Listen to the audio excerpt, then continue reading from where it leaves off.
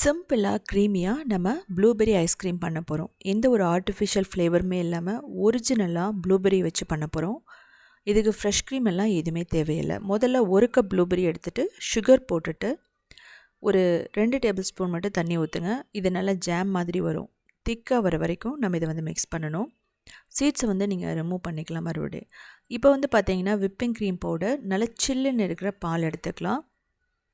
Vanilla essence போட்டுட்டு நல்லா beat பண்ணுங்கள். இது நல்ல க்ரீமியாக வரும். ஸோ தேவைப்பட்டால் இன்னும் எக்ஸ்ட்ரா விப்பிங் க்ரீம் பவுடர் போட்டுக்கலாம். நீங்கள் விப்பிங் க்ரீம் இல்லைனா மட்டும் fresh cream or heavy whipping cream எல்லாமே யூஸ் பண்ணலாம். இப்போது ஸ்வீட்டுக்காக கண்டென்ஸ்ட் மில்க் ஆட் பண்ணுறோம். நீங்கள் பவுடர் சுகர் கூட போட்டுக்கலாம். இதையும் நல்லா பீட் பண்ணதுக்கப்புறமா நம்ம ப்ளூபெர்ரி ஜாம் ரெடி பண்ணி வச்சுருக்கோம். அதில் இதை ஊற்றிடலாம். ஊற்றிட்டு விஸ்கை வச்சு நல்லா மிக்ஸ் பண்ணுங்கள். இந்த மாதிரி திக்காக வரணும்.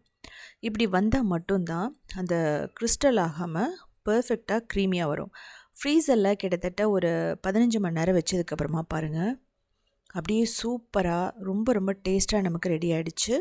இது பார்த்திங்கன்னா 1 வாரம் வரைக்குமே நம்ம ஃப்ரீசரில் வச்சுட்டு சாப்பிட்லாம், கெட்டு போகாது.